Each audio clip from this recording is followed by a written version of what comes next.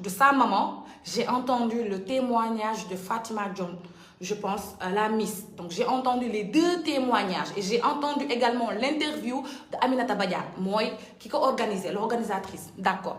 Mais on va revenir, s'il vous plaît, sur quelques passages. J'ai vécu la même chose, j'étais Miss Sénégal 93. On va revenir sur un petit passage. Moi, personnellement, ça m'a choqué. Moi, li tax mu choqué ma. Moi, déjà, Sénégalais yi amel nañu ak Miss 2020. Moi, xam nga man mom bo len ma waxé na bu waxal. Je dis la vérité telle qu'elle est. Duma ci yok, duma ci wañi. Parce que je suis une femme. Té li muy dund ni, ça fait mal. Ça manam faut ko natu wessu nako.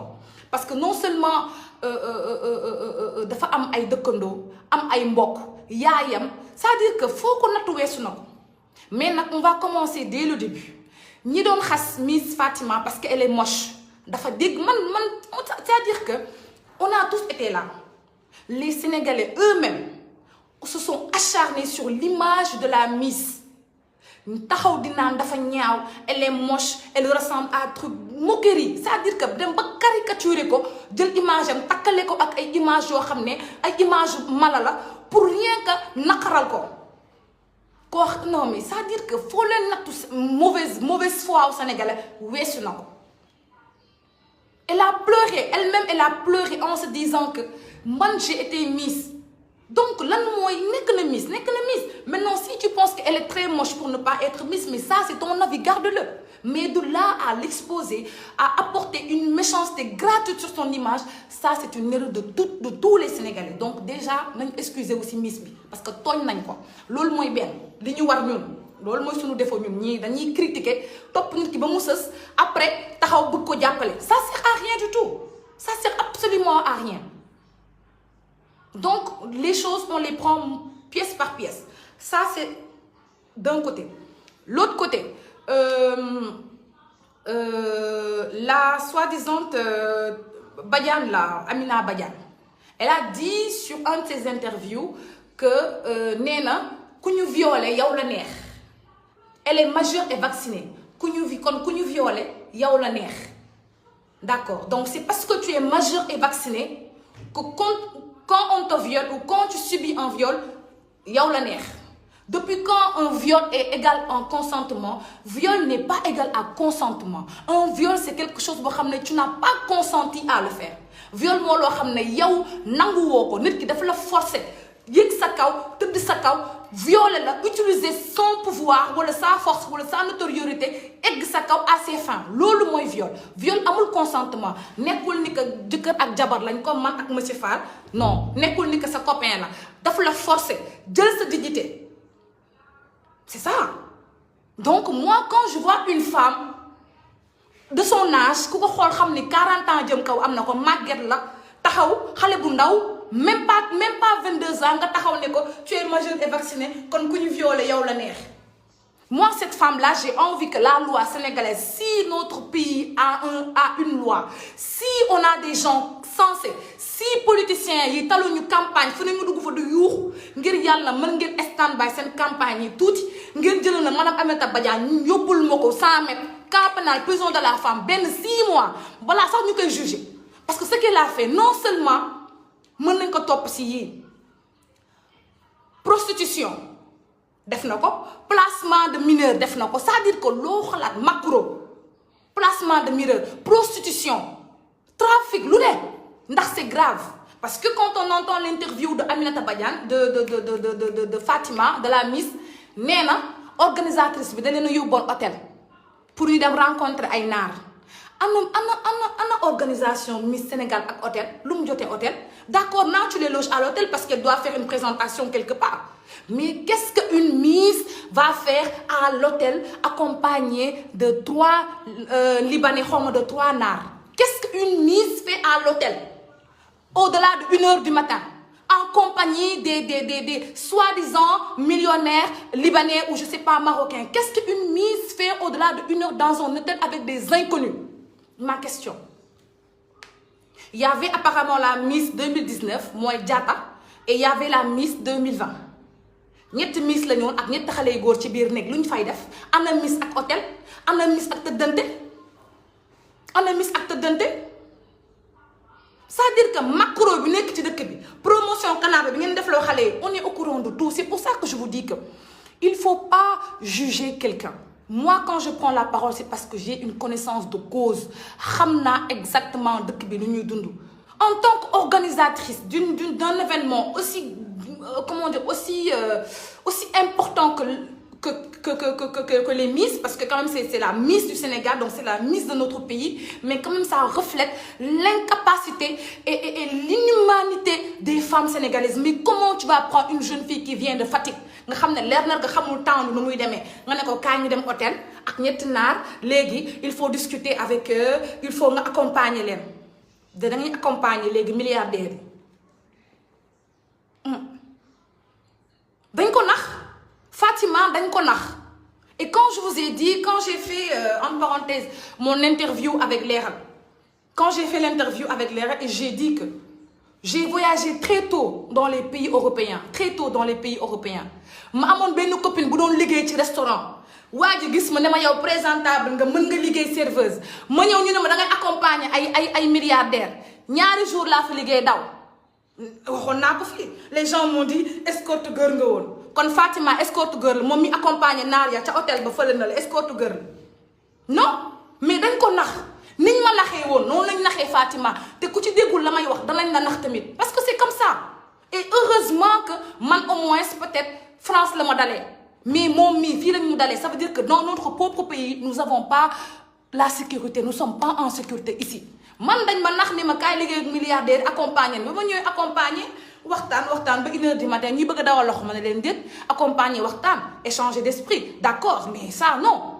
Et quand j'ai fait l'interview tout le monde a repris ça Nabou Dash était escort girl elle accompagnait les milliardaires kon Fatima elle est quoi.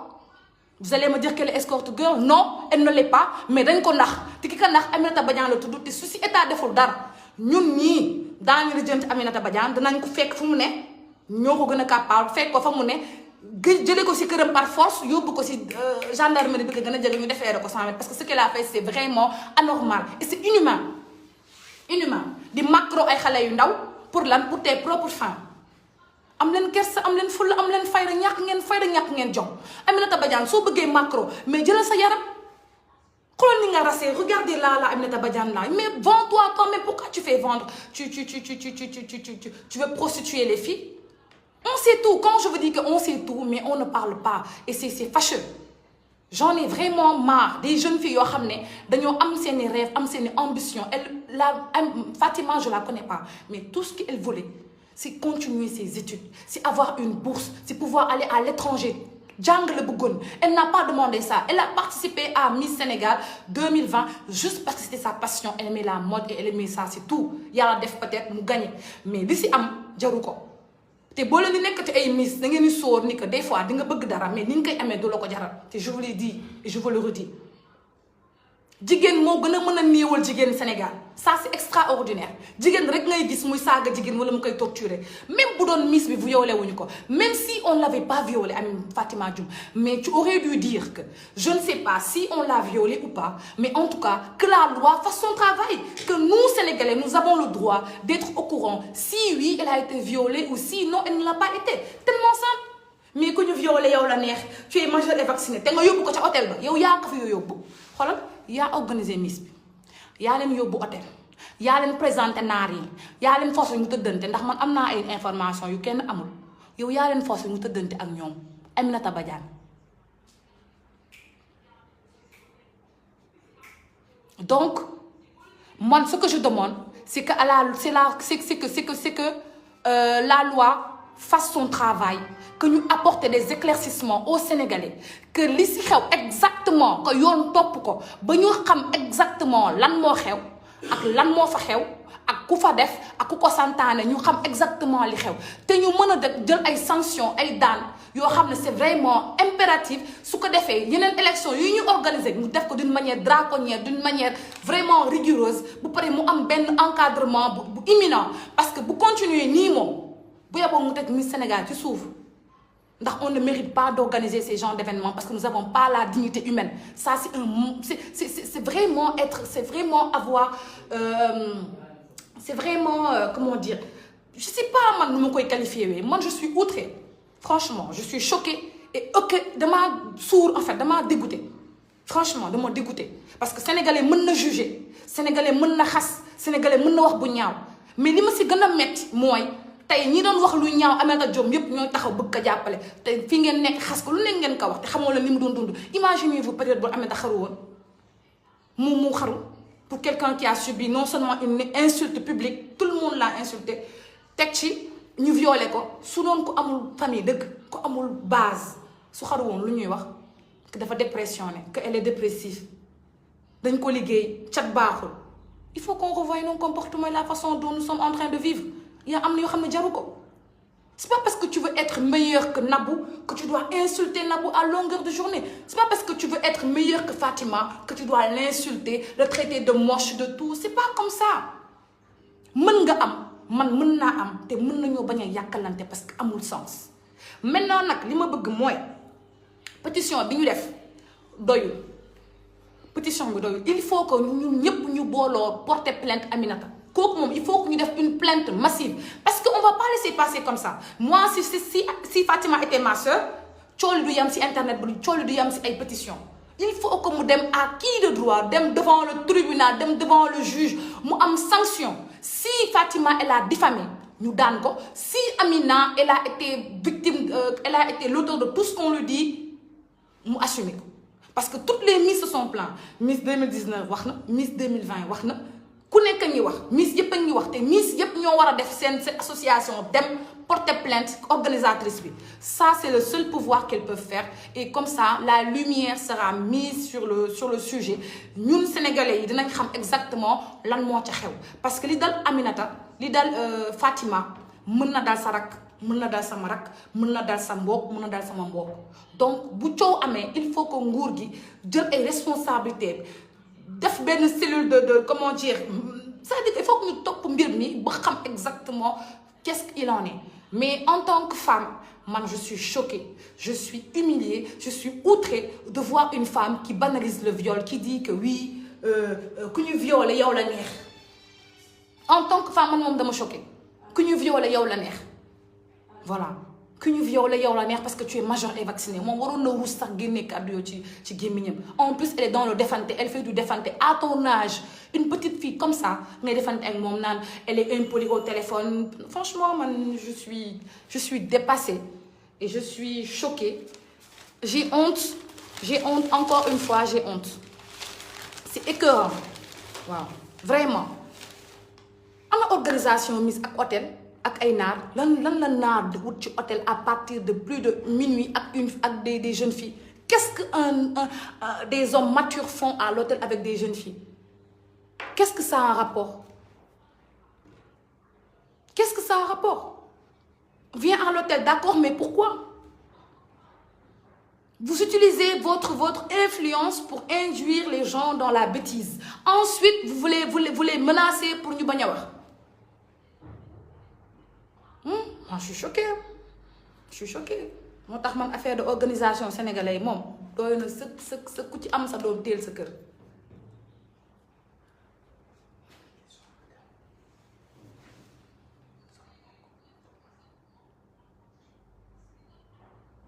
Voilà, j'ai même Ndiku, je crois, Ndeye Ndiku Ndiaye, je crois. Elle a été dauphine.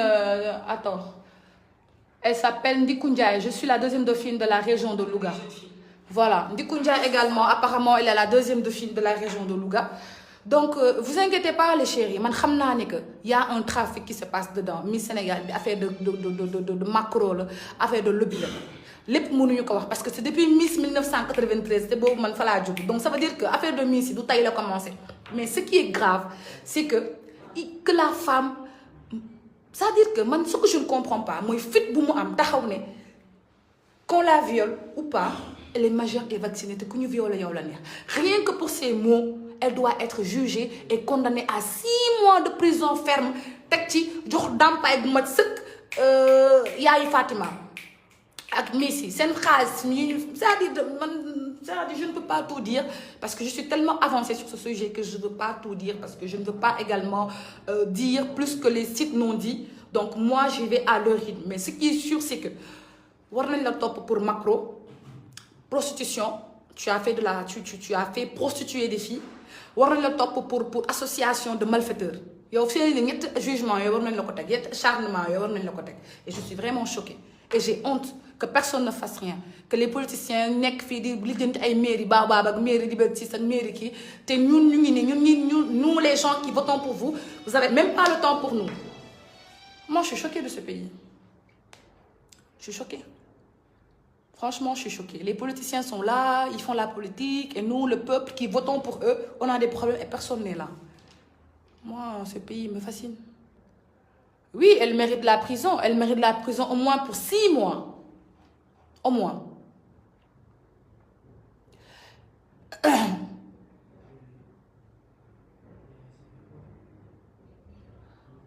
Non, mais xam nga élection Miss Sénégal mënuñu ko bàyyi parce que c'est comment on appelle, c'est une ouverture mondiale. Donc dans tous les pays il y a une Miss. Il y a une Miss Mali, Miss Guinée, Miss Côte d'Ivoire, Miss France, Miss États-Unis. Dans tous les pays, c'est une compétition internationale. Donc, on ne peut pas l'arrêter. Mais ce qu'on doit faire, c'est l'encadrer. Déjà, de nous suspendre l'élection, il y a 2 années à venir, on suspend les élections. Ce qu'on fait, on suit le cas de Fatima Djoumbaham. Si oui, on l'a violée. Sinon, on ne l'a pas violée. Si Amina moko bolé ak nari, sinon bolé ou parce que Fatima li mu wax c'est clair et net. Amina moo ñu indi hôtel ak ñetti naar mu dugg ci hôtel bi toog mu ne ñu waxtaan leen ak naar bi man ma sëgg ci sama téléphone Amina ne yow Fatima doo wax ak naar bi yow ñi ay autorité lañ xam nga di encaisser booba yeneen ko di leen jaay ci suuf di encaisser seen xaalis yi xam nga tudd prostitution déguisée ngeen def loo xale yi man de ku ma déggal yaay bu ma déggal dama tey sa doom bu jigéen de xam ne yëfu miis moom jaru ko toog leen seen i kër jàng ut seen liggéey jàpp seen ñàmbur Sénégal moom lu nu organiser jarul bokk ndax dafay rax. She deserves to be in jail for everything that happened to Fatima Awa Kamara Razado. Yes, I'm for sure with you because she's like very bad people, very bad person. You know, she's very bad and she deserves more than to go jail. She's very bad. And that's so sad. That's the country we are living. People are very fake. People are fake. And they're just looking like perfect people, smiling, but they are very fake. 100% fake. I hate this. Nabou am na aussi benn Miss Saint-Louis Oumy Diop la tudd lii moo ko dal lu metti def émission sax mais lii c'est nee naa leen c'est pas Fatima dafa am audace wax mais les gens les filles les jeunes filles qui subissent des viols dafa bëri y en a trop dañ lay defloo promotion canapé woolo ne la kaay nga tëdd ak patron bi nu may la poste xam nga yow da ngay bëgg rek lu la suturlu bëgg rek am liggéey bëgg rek siggi sa ndey bëgg rek indi teraanga seen kër ñu jàppal tëddee la ba nga futi duñ la jox dara dëkk bi lii fi xew moo tax gis nga lii leen ciy génnee rek mooy ngeen am seen dignité ngeen am seen fulla ngeen am seen fayda ngeen xam ne lu leen seen ngor seen dignité seen courage mayul dara du leen ko may dara du leen ko may ndax man mi di wax ak yéen bu doon man sénégalais yi amoon na kenn ku ci am samay vidéo waxuma la vidéo photo man bu ñu amoon sama benn photo boo xam ne ween laa yónnee ween rek kon tey mu toj j'allais faire la une des journaux ça fait 10 ans que je suis sur les réseaux et que les gens parlent non mais quand je dis ramener une preuve personne ne le fait ça veut dire que je fais extrêmement attention à mes relations bañ na ko ba aw ma xarit dew ma dikkuma yàlla daf ma suturaal que j'ai très vite compris la méchanceté de l'homme. Je me suis dit Nabou ak lu ñu ma mën ci waxal je préfère être dans les mariages foireux sax ma marié mu raté sax moo ma ko gënal ko am ay far man nangu ma am far fii Sénégal xalaatuma ko dee ma ko gënal far duma ko am ndax wóoru jëkkër rek ñu ànd bu ñu tàkkali koo ma xam ni échec la bu baaxee ma xam ne bii baax na mais farantu dëkk bii xalaatuma ko parce que tu vas être avec ton copain nga yaakaar ni que voilà c'est entre vous or que c'est pas entre vous c'est entre toi et tout le peuple un jour nga nekk fi kilifa ñu lay chantage naa la yaa ngi fàtt ba ngay génn ak man yaa ngi fàtte ba ngay génn ak man yor naa say vidéo yor naa say photo da nga ñëw tey si kër gi wala ma wuli pande la dëkk bi aw ma fi far kenn xamuma sama far sama jëkkër lan xam aw ma far je n'ai pas de copain non I don't like am leen fulla am leen fayda copine bu leen woo sista kaay liggéey salon de massage moytu leen ko salon de pédicure moytu leen ko salon de body moytu leen ko restaurant moytu leen ko boîte de nuit moytu leen ko moytu leen tous les lieux publics yoo xam ne y a l'excitation il y a l'alcool et il y a la drogue dedans parce que on peut vous droguer qui nous dit qu'on l'a pas drogué qui nous dit que Aminata drogué wuñ ko sax moom sax xamu ko violé peut-être sax loolu la elle-même elle ne sait pas qui l'a violé moi au moins là où moi ça me fait mal c'est parce que franchement su ma demee bañ may violer j'aimerais voir la personne qui me l'a fait en face mais nga dem ñu violer te xamoo ku la violer ça c'est horrible c'est un sentiment que je ne souhaite à aucune femme c'est yo franchement courage Aminata Fatima vraiment courage et Aminata Badiane yow moom nan la toog ba nga sës ndax tu n'es pas bien pour la société tu es nocif tu es mauvaise tu es manipulatrice tu es macro tu fais la prostitution déguisée ku bon nga yow yaa ko bon nag yow leen war a génne société bi je suis choquée franchement ak mbëggeel nu mu neexee ah nga war a jàkkaarloog sa jëkkër mu lay fóot nga koy fóot nu forcer la fóot bi forcer la lépp jël lépp ah maintenant sa maman elle a honte même si sa fille n'a rien fait mais elle a honte parce que le père de la fille a dit à la mère bu sama doom bu ma bokk si mais yaay rek ak doom xam nga rek yaay ak doom sa maman a voulu faire plaisir à sa fille ne ko ok mën nga bokk mais xoolal lu mu ko coûté tey sa maman elle a honte en plus elle est de Fatick te ku ne xam ne Fatick dañoo ancré dignité dañoo am valeur les Fatickois dañoo am valeur dignité am gëm seen diine gëm seen aada xam ngeen ne lii Fatick fi mu ne nii Fatick Aminata rek Fatima la ñuy waxtaanee yaayam courage maman de Fatima am courage de dafa metti voilà man je connais Fatick parce que tout le monde sait ma relation que j'avais avec Sémou Gning xam nga Sémou Gning sama nijaay la woon dañ daan ànd Fatick damay dem Fatick damay def Diofior damay dem fële si ili nu tudd ñoom kii Fimela j'étais tout le temps à Fimela tout le temps à Fatick tous les week-ends je suis à Fimela ou à Fatick tous les week-ends donc xam naa Fatick waaye nu ñu mel xam naa séeréer nu mu mel ak deretam xam naa séeréer nu mu mel ci dignité ci bëgg a xeex donc li dal Fatima dafa metti moom metti waa Fatick metti képp kuy séeréer parce que moom jugul woon pour bon dafa jug pour nekk miss ñu nax ko yóbbu ko ca hôtel ak ay naar lii la xale bi def lii la Aminata def dama choqué dëkk bii bu ci yeboo téy sa tànk téy say doom téy say téléphone bul vocal bu WhatsApp yow dëkk bii moom boo nee nii am jàmm téy sa tànk téy sa bopp boo ko deful toujours dans les problèmes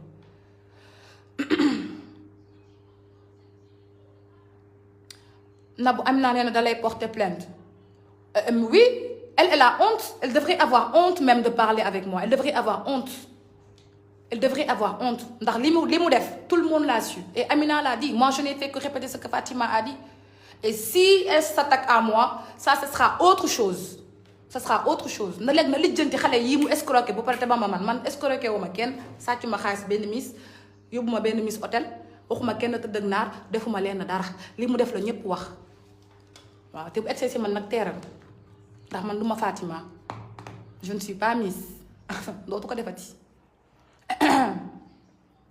yal na la yàlla fay sa xol Nabou et tout ça voilà merci ma chérie franchement moi je suis horrifiée et c'est choquant vraiment c'est choquant ce pays là tous les jours il y a un cas yal na la yàlla taxaw li metti na trop voilà la prochaine fois les filles quand il y a un événement comme ça qui se passe même si comment dire une fille qui me ressemble gagne même si une fille plus moche que Nabou gagne s'il vous plaît ne critiquez pas les gens par rapport à leur physique des fois ça fait mal parce que on n'a pas toutes les morphologies il y a des gens qui sont jolis il y a des gens qui sont moches il y a des gens qui sont gros grands mais l'essentiel yàlla moo ñu sàkk ñun ñëpp te voilà ku nekk ak ni nga mel donc bu ñu xaste ci binduwaay bu ñu xaste ci forme bu ñu xaste ci ay figure ak lii parce que des fois ça fait mal à la personne et voilà donc évitons les critiques et surtout ce qu'on est en train de faire là c'est ça qui est bien c'est des s'entraider se soutenir et ça c'est vraiment chaleureux et voilà Fatima elle a besoin que de ça mais pas de xaste te na ngeen wax Aminata Badiane bu amee jom na génn ci man jottali leen ma loolu kon dootoo ko defati avec sa crâne là. Non, elle est même pas à l'origine de mon live. Moi, j'apporte juste mon soutien à la Miss Fatima John, et à toutes les Miss qui ont été victimes de viol ou d'escroquerie ou de délaissage, voilà, tout ce qu'on peut dire. À toutes les Miss qui ont subi des humiliations comme ça, qui n'ont pas reçu leur cadeau de Miss et tout ça. Voilà, moi, je n'étais pas au courant avant aujourd'hui. Et quand j'ai fait mes enquêtes, j'ai vu qu'il y avait beaucoup de Miss Saint-Louis, Miss Louga, Miss Fatick, il y a beaucoup de Miss qui ont eu ce souci-là. Et moi, je vous conseille quoi? Regroupez-vous sur une structure yéen ñëpp Miss yi def leen benn bloc ngeen dem porter plainte et ngeen dem wax faits yi, même si les faits datent de très longtemps, la justice elle est là et man j'ai confiance à la justice sénégalaise parce que xam naa ne justice sénégalaise moom buñ toppee kaa jàpp ka def buñ toppee kaa moom kàpp ka def. Voilà, la justice sénégalaise elle est là pour tout le monde et que buñ am complexe dem ci yoon. Voilà, et je souhaite vraiment beaucoup de courage à toute la famille de Fatima, à toute la famille des Miss. Hein, et c'est comme ça, hein, ce sont les choses qui arrivent. Mais quand ça arrive, il faut prendre ses responsabilités, aller voir les autorités, aller voir la police, aller voir toutes les structures qui sont là pour défendre la dignité de la femme en tant que telle. Et voilà. Voilà. Arrêtel qui heure bu genre yi am wax dëgg ñun wax dañoo war a xam heure bi foog.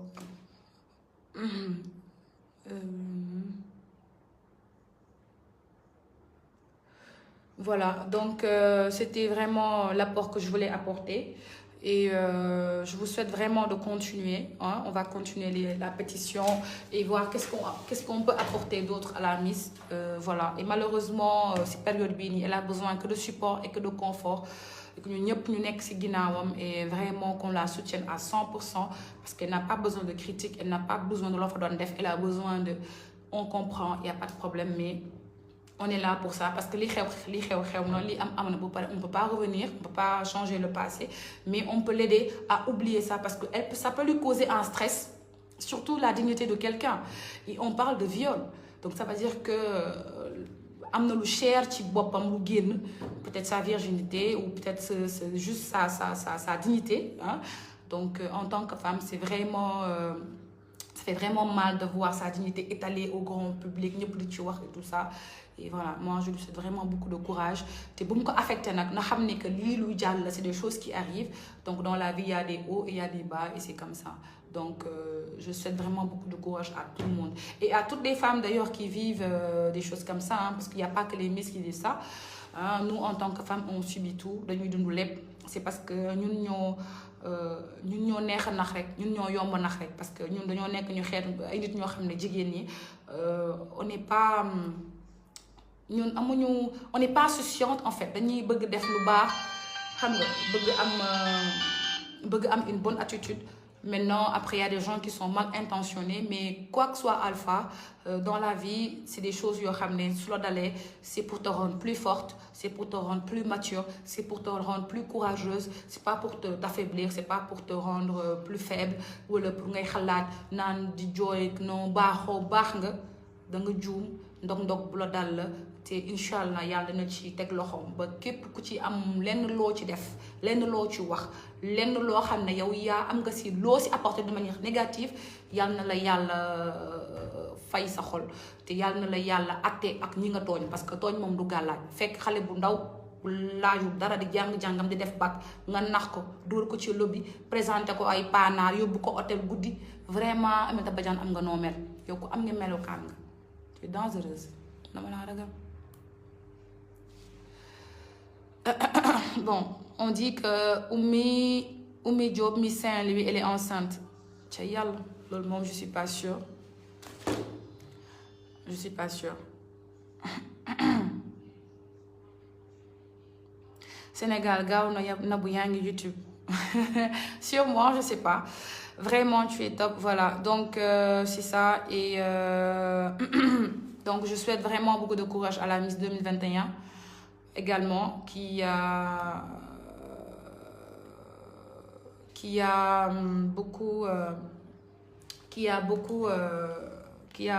pas démérité également. Yàlla na ko couronne bi ji et qu'elle aussi qu'elle fasse attention.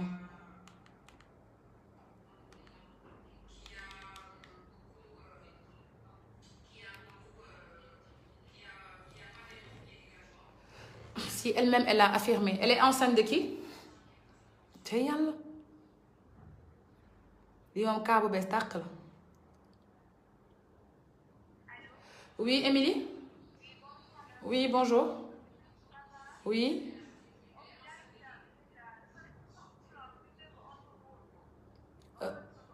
Ah, ok, robe kii bi si arrivage bu bees bi.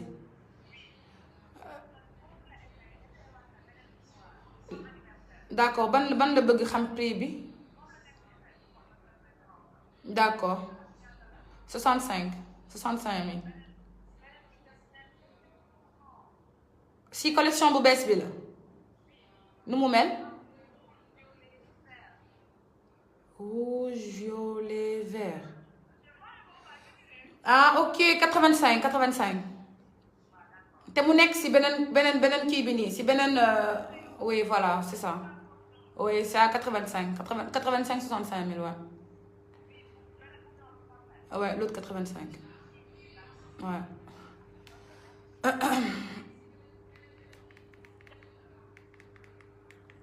Donc apparemment il y a une Miss qui est enceinte. Elle est enceinte de qui? Ay lady. Elle est enceinte de qui? yéen man téema ubbi kii def coopération des femmes cas yi ñu ko njëkk a tëddee ci sama cabinet 6 mois de prison ferme pour doomeraam yooyu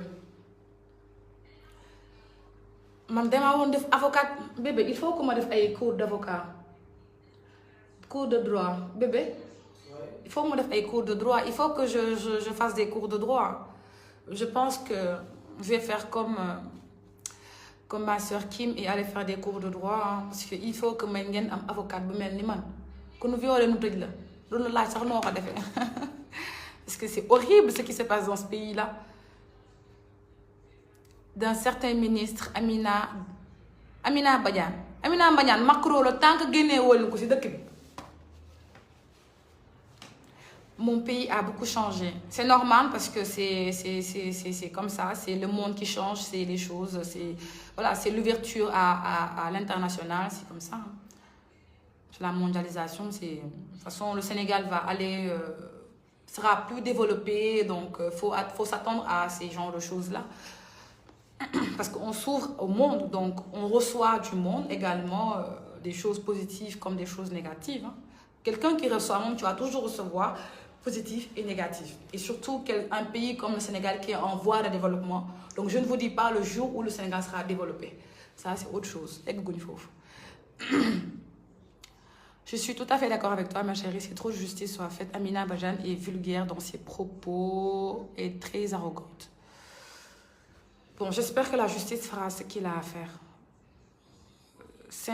Miss Saint-Louis a avoué. Voilà, toutes les Miss, en fait, le truc, c'est pas que les Miss ne doivent pas avouer chacune de son côté. Elles doivent toutes faire une espèce de coalition des Miss victimes de tel, et aller voir la justice porter plainte. Parce que 4 plaintes contre une personne, obligatoirement, la justice va t'appeler et te dire si oui, tu es cause bi ou non. Mais rester sur les réseaux sociaux, parler, c'est bien, mais c'est mieux de passer à l'acte et de prendre ses responsabilités. Moi, tu ne me violes pas et je reste ici. Si tu me violes, je vais voir la police et je porte plainte. Et je vais dénoncer la personne qui a favorisé tout ça. Et on sait tous que c'est la fille, là. Franchement. Yan nu yaa doole sutura dëkk bii dama tiit sax. Où sont les féministes yu doon teppeeku dans l'affaire Adji Sarr? Khadija Diop. Mais tu sais, le souci qu'il y a, ce que tu as dit c'est pertinent, mais le souci qu'il y a, c'est que dans l'affaire de Adji Sarr, beaucoup de gens ont banalisé le fait que Adji Sarr aurait pu être violée. Donc, ça se fait que les féministes, je ne sais pas si elles vont sortir pour le cas de Fatima. Donc, je ne sais pas si elles feront quelque chose. Mais de toute façon, elles doivent parler pour le bien du pays et surtout pour la sécurité des femmes, des jeunes filles. Et pour nous, en fait, pour nos filles, pour nos petites sœurs, on n'est pas en sécurité, c'est grave. Amina Badiane est arrogante. Non, imagine. toi elle a gâché life boy bi ni 0 elle mérite 5 ans de prison. Non mais life boy bi yàqul parce que ce qui te tue pas te rend plus forte et Fatima elle sera plus forte et peut-être ça peut orienter tout ce qu'elle a vécu, ça peut l'orienter dans ses études et pourquoi pas elle peut aujourd'hui décider de faire le droit et de défendre également des jeunes filles qui seront à leur tour dans le futur dans sa position. Quand quelque chose se passe dans notre vie loo xam ne dafa metti c'est pas pour nga toog di ci jooy, c'est pour nga ut ci solution, pour nga génn ci plus forte et beaucoup plus encouragée et beaucoup plus motivée parce que dafa war a nekk sa source de motivation mais tu dois pas pleurer sur ça. Pour moi, Ami Fatima doit être plus forte, plus courageuse pour sa maman, pour son père, pour ses frères et sœurs, surtout pour Fatick. Voilà. Donc,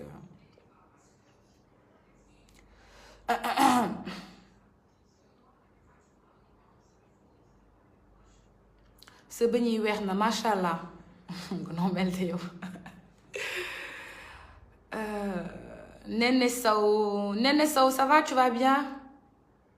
Namu naa la, ça fait longtemps que je t'ai pas vu.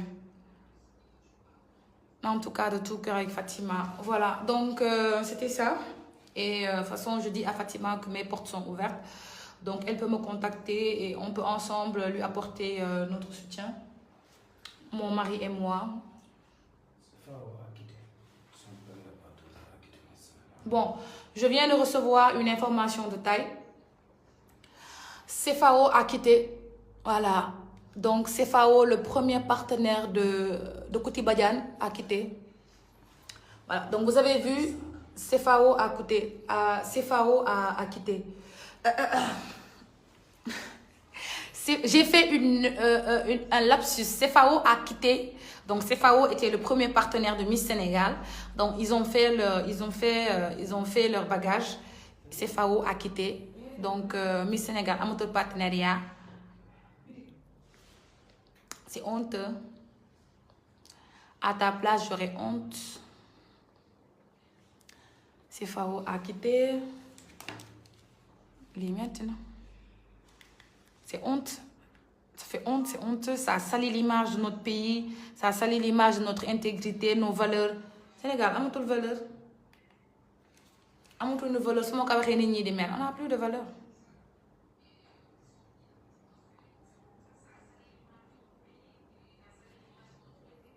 Oui, Émilie? Oui? Bébé, donne-moi un mouchoir, s'il te plaît. Oui? J'ai... ak robe yu bleu blanc yi.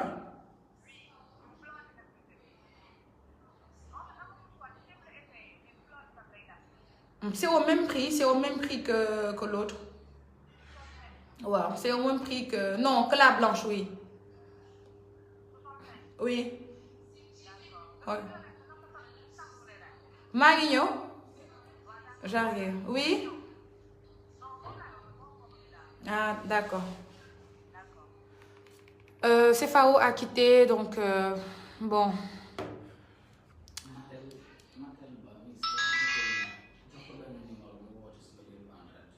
Matel Ba. Passe-moi son numéro. C'est une miss? Bon, apparemment, il y a une miss qui veut faire un témoignage en direct. Donc, tu peux m'appeler au... Matel, tu peux m'appeler au 78 153 72 non 77 876 9494 Matel Ba. Tu peux m'appeler au 77 876 94 94. J'ai dit Matel Ba, pas les fans. J'ai dit Matel Ba, la miss qui veut témoigner en direct. Elle peut m'appeler sur mon numéro parce qu'apparemment elle a des choses à dire te mënul xaar. Mais bu ma benn fan si woo am ngeen noo leen mel.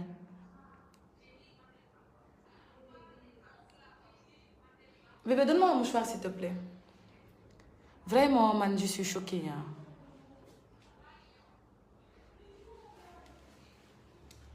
Doomu jàmbur yi ngay def la prostitution déguisée am nga fit.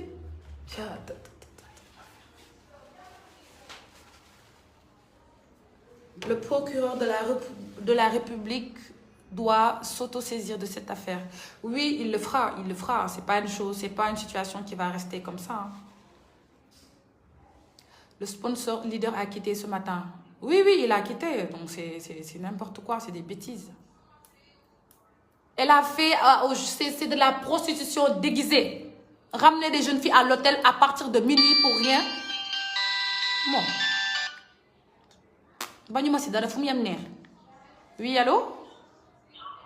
Oui? Oui? Oui, allô?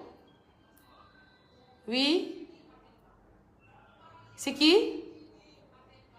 C'est qui? Cheikh Mbacké, c'est qui?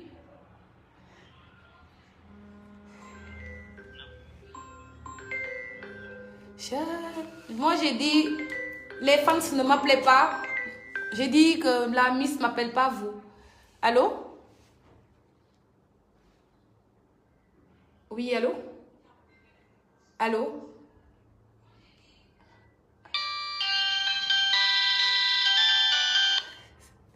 Allô?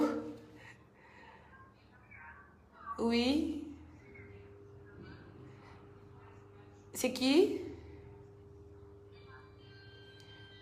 Fatou. Oui?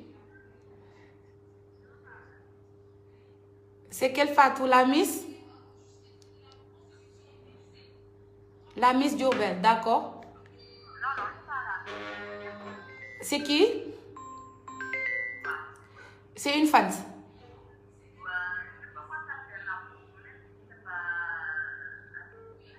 D'accord, je te donne le numéro de Nabou. Ok, merci ma chérie. Allô? Oui? Bien, c'est qui?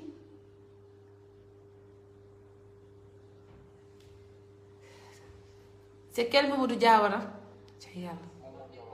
Oui, ça va? Non, assistante Nabou la. Oui. Ah, Nabou nga soxla? Ok, c'est pourquoi?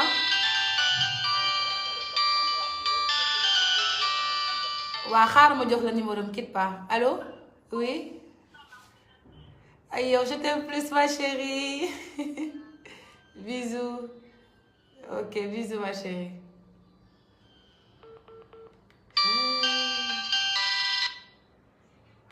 Allô? Oui? Oui, Émilie? D'accord. Oui, ma chérie. Non, c'est trop mignon. Merci beaucoup, ma chérie.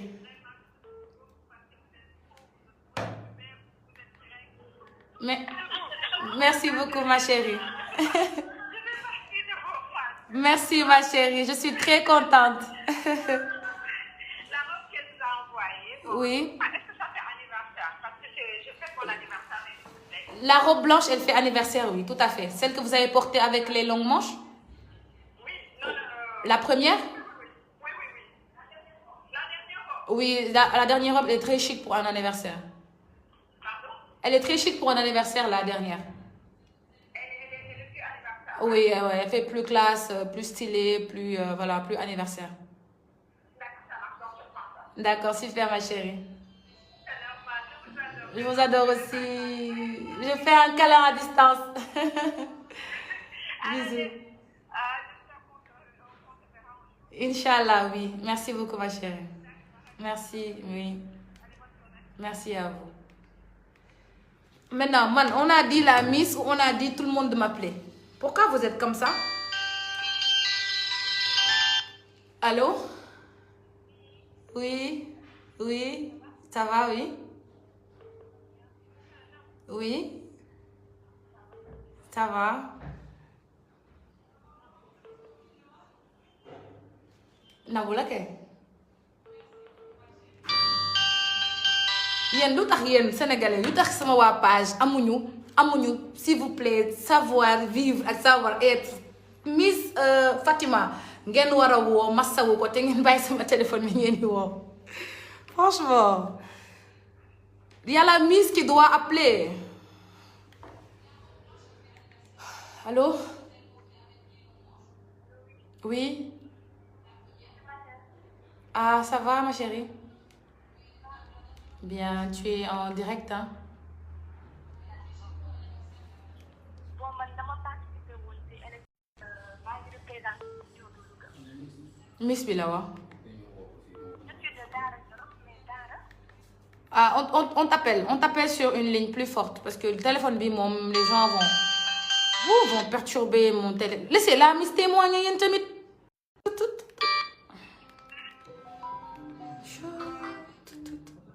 Laissez la Miss témoigner man xamatuma sax ban numéro la ma woowee. C'est grave. Je sais même plus elle a appelé sur.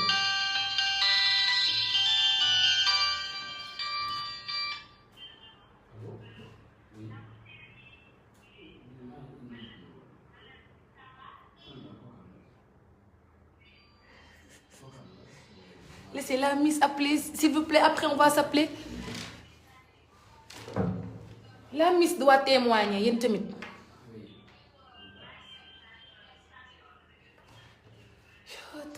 xam naa ni ngeen ma bëggee man tamit lu ko raw laa leen bëggee mais may leen ma Miss bi dafa am lu Miss Daara Jolof la lu am solo la war a wax yéen tamit laissez la Miss parler.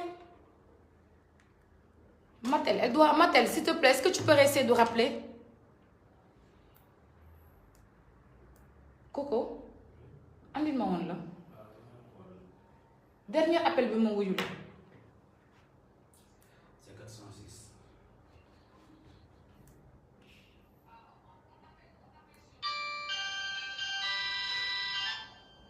téléphone bi ngay fay. choqué. La Miss elle a des choses importantes à dire lu am importance la bëgg wax Miss Daara Jolof la bàyyi leen ko mu wax.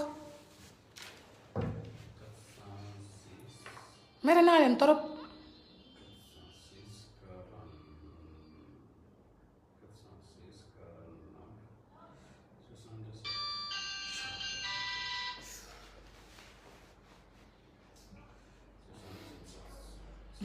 comme am na numéro fu ñu ma jotee kay téléphone dama koy changer xam naa ne instant bu ne dinañ ma ko woo. ne vous sentez pas vexé je vous aime aussi xam naa ne ngeen ma bëgg te bëgg naa ne aussi mais là c'est un sujet très important donc comme Miss bi moo ma contacté ne dafa am lu mu bëgg wax si public bi nekk fii mu profité wax si suñ ko mënee jàppale nañ ko wax apparemment dafa am doom si tournage yi xaw ma elle a été engrossée ëmbal ko xale bi la bëgg wax li mu demee ak yooyu noonu nañ ko dégg lu mu wax après ñu woowante.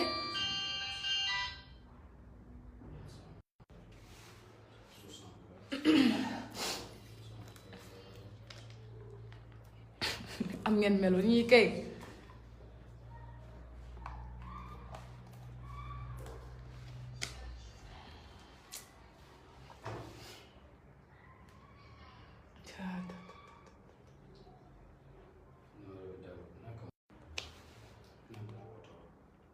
ba numéro la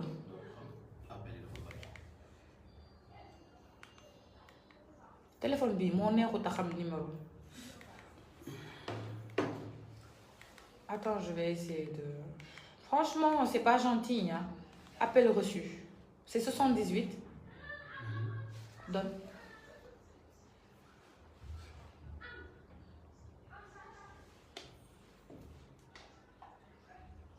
En B, là. C'est le dernier appel que j'ai reçu de toute façon. Non. Qui moi là-haut?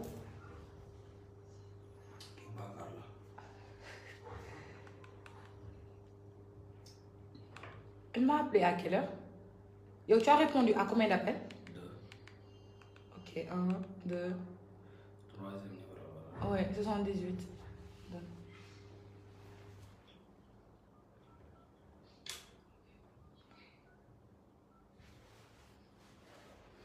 Bon, j'appelle la Miss, s'il vous plaît.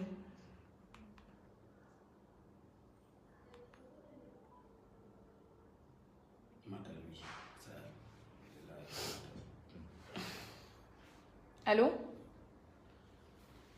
Allô?